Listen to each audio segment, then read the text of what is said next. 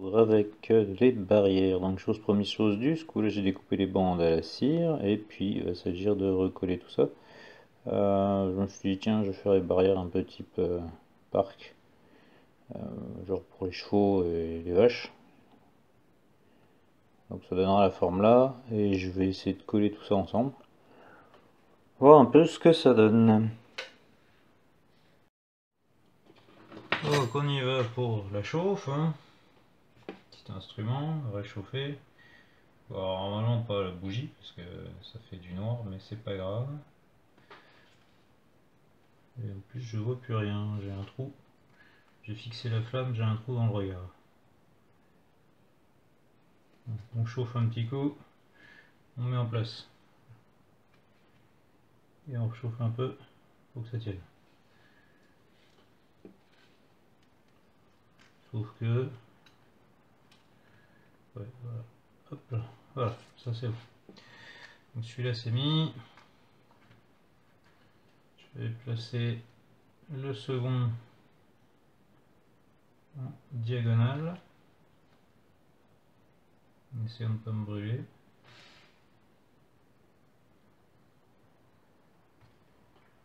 Hop. Pousse un peu dans l'angle.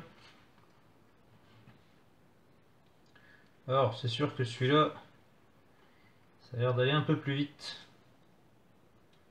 que de tout sculpter comme l'autre jour.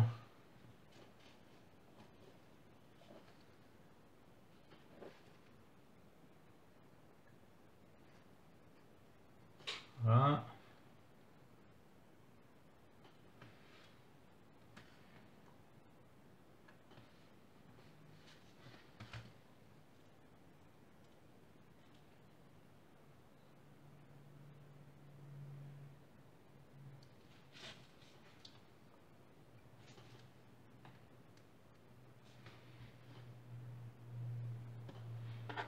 Alors, on peut récupérer la cire qui était déjà utilisée précédemment, hein. Donc, par contre là la soudure de la cire, il va falloir la faire bien comme il faut plusieurs fois. Le principal inconvénient c'est qu'elle risque de coller un peu à la feuille. Et puis donc avec cet outil là on peut lisser. Bon, ça le lissage à la limite c'est pas trop grave, ça peut être fait à la fin. Ou toujours pareil à l'étape où finalement on repasserait en résine. Il me reste un élément à placer.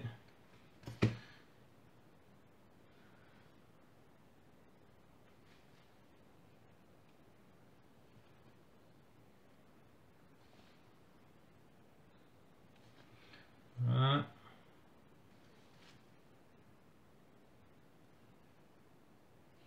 Ouais, c'est comme vous m'avez vu faire avec la confection de la figurine. Là, instrument sale, ça fait du noir, hein, sur votre flamme.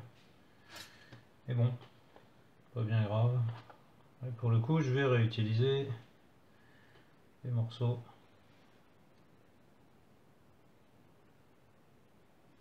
de la fois d'avant.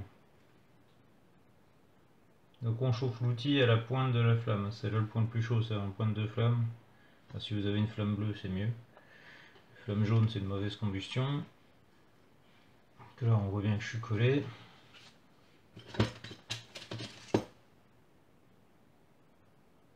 Pareil, vous pourrez remettre à plat en fonction de ce que vous avez à faire. La règle. Enfin, voilà, c'est pareil. C'est comme l'autre fois, je suis en train de déformer ma cire. Et ça, c'est pas trop grave, ça se retravaille une fois passé en résine. Hop, c'est l'heure de faire des crêpes.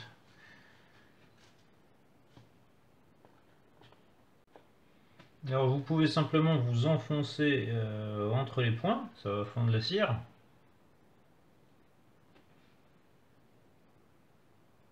Voilà.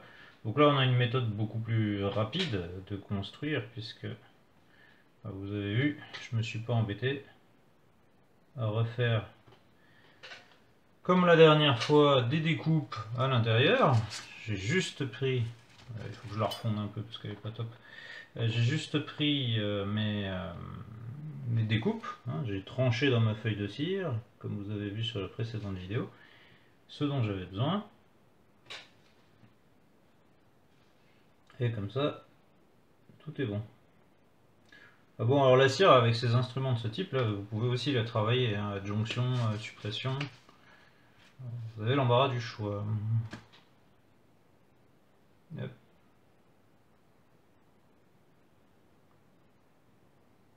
Ah, j'ai celui du haut qui est un peu grand par rapport à celui du bas. Il va falloir que je ramollisse ça.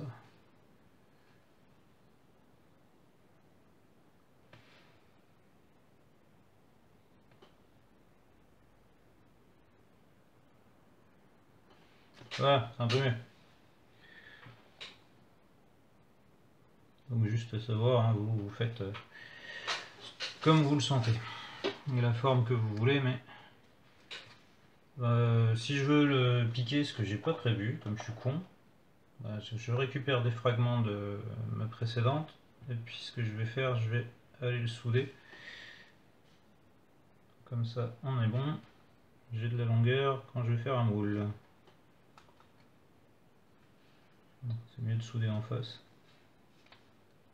Alors après, vraiment, la cire, c'est un matériau qui est sympa à travailler parce que vous pouvez vous amuser à faire tout un tas de formes. À garder bien à l'esprit, bien entendu, c'est un matériau qui est relativement fragile. On ne peut pas non plus tout faire, mais il y a vraiment de quoi se faire plaisir. J'ai fabriqué un jeu d'échecs, on va le passer comme ça. Alors pas à cette échelle-là, je coulais de la cire dans des rouleaux de papier toilette pour me faire des cylindres. Et donc en gros ça faisait à peu près le volume là. C'est chaud, à peu près le volume là, un peu plus petit, les figurines, mais voilà. Et la main au-dessus de la bougie, c'est pas la bonne idée, sauf pour une épilation gratuite. Donc ici, la barrière, elle est faite. Je ressoude les deux côtés, hein. Toujours bien penser à ça par contre. Souder toutes les faces. Faire ça propre. Et la longueur, on va dire, des pattes, c'est plus en fonction de la longueur de ce que vous voulez faire. Alors, ce que je peux vous expliquer par contre avec la cire, c'est que si vous prenez un point, vous chauffez, vous allez pouvoir étirer votre cire. Ah, ça se voit très très mal, mais en gros, vous vous placez, vous chauffez, et en même temps, si par exemple d'ici je voulais faire un pic de cire, en même temps que je tire ma cire fondue, je souffle dessus pour la refroidir, et ça va me donner ce que je cherche.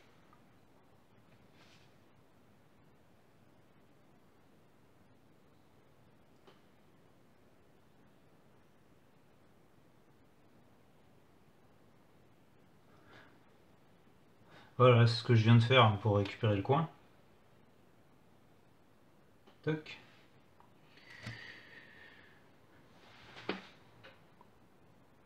Voici donc une barrière de près. Alors la couleur noire, on s'en fiche, c'est pas grave, la couleur elle va pas ressortir dans le moule.